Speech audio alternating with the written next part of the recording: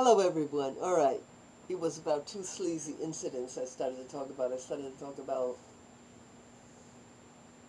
this horrible man who was trying to fill me up, and then talking about my uncle was planning to sexually abuse me, but an angel or of God's prevented it, did not allow it, did not allow it.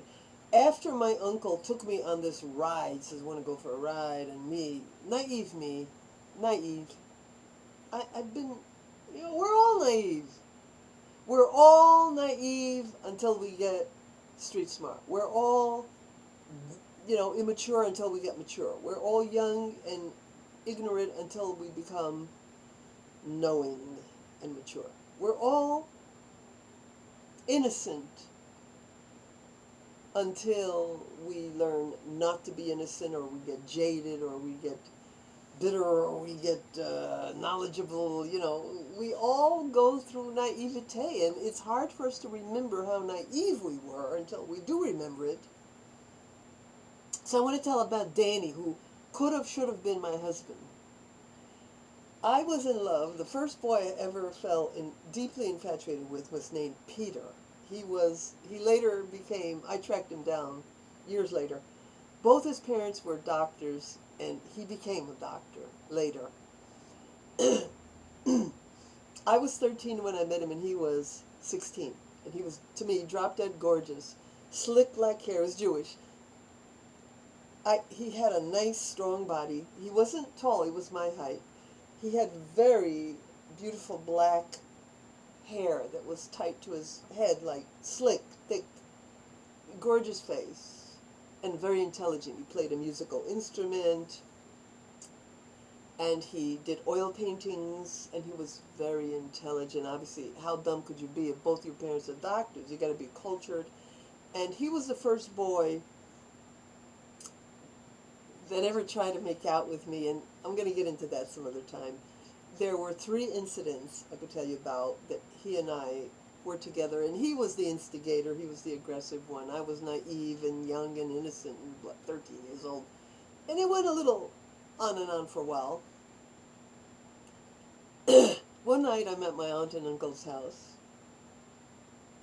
It was a Saturday night. And I wasn't intelligent enough. I don't know why. I didn't have his number. I could have looked up his number if his parents were in the book. Obviously, if they were doctors, they were in the book.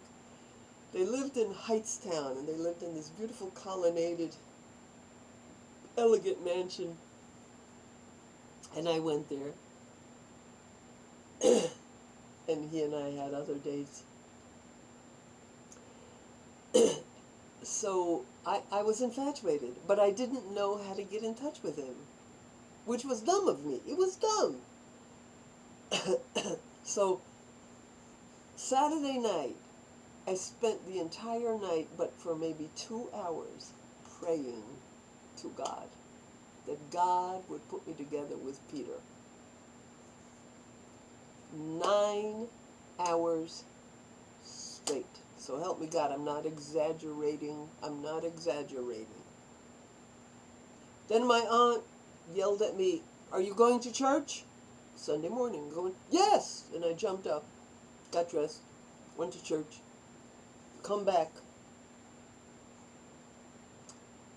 Sitting on the stone fence wall is the most gorgeous, blonde young man, 19 years old, I have ever seen.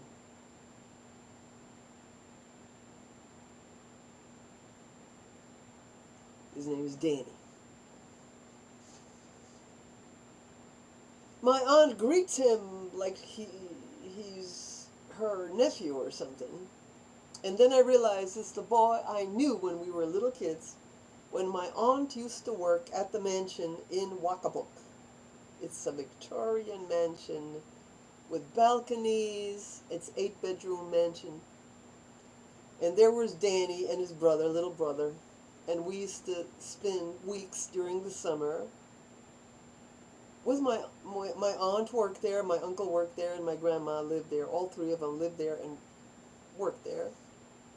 My uncle took care of the grounds and the horses. My aunt took care of the boys in the house, and my grandma helped.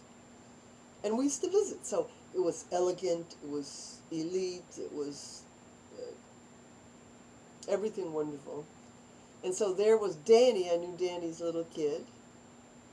When I was 6 and 7, he was 5 years older. So he was 11. So I knew him as a little kid. You know, I knew him as a kid, not as a hot, sexy boy. I was a little kid, he was a little kid. Now he's grown up. Wow. That's how God answered my prayer for Peter. You understand? God couldn't give me Peter. But after 9 hours of prayer, it suddenly came into the head of Danny to come see my aunt and uncle who raised him for years. My aunt raised him. My uncle didn't raise him, but my aunt raised him. Him and his little brother. So we hit it off as friends, nothing fancy. So he was the boy I told you that my aunt wanted to take us to an amusement park together. Now, I tried to kiss Danny. I liked him so much. So I said, there's a book I want you to see in my aunt and uncle's library. So come here. So we went in the living room. Nobody was around. And I got the book. This is BS on my part. It's BS. You understand? I was just trying to get him alone. So he's looking at the book, and then I try to kiss him just on the cheek. Just on the cheek. And Danny says, oh, Uncle Henry won't like that. Oh, Danny, give me a break. Uncle Henry is pretty soon going to be planning to sexually molest me. So who gives a crap if he wants you to kiss me or not? Well, it was all ruined because a little kid ran in to the living room while I was trying to kiss him, so that fudged up the whole thing. Well, anyway, Danny began visiting every weekend while I was there. Now, one of the members of my household screwed that up. I was trying to talk to him, trying to be with him. She kept hogging his company, and she was a better talker than me. Hogging his company, cock-blocking. Between my uncle cock-blocking because he was jealous and he wanted to have sex with me, and this other lady hogging him on purpose to screw me up.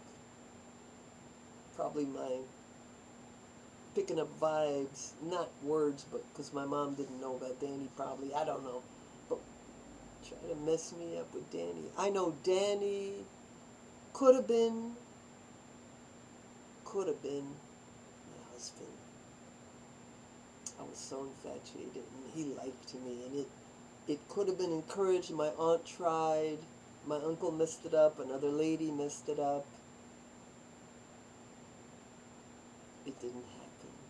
And he was a multi-millionaire. I'm not a gold digger. I'm not. Never was, never will be, never been a gold digger, never. I'm too proud. I'm too proud. I always had to make it on my own 2 feet. And I did marry a wealthy man, but I resisted his proposal of marriage for 14 years until I gave in, because God appeared to me in a dream and made me marry him, because God knew he was going to die. He was going to die. He died in less than 2 years after I married him, Richard von Werder, because I did not want to marry a wealthy man, because I wanted to be wealthy, and I did become wealthy. I became wealthy on my own through business.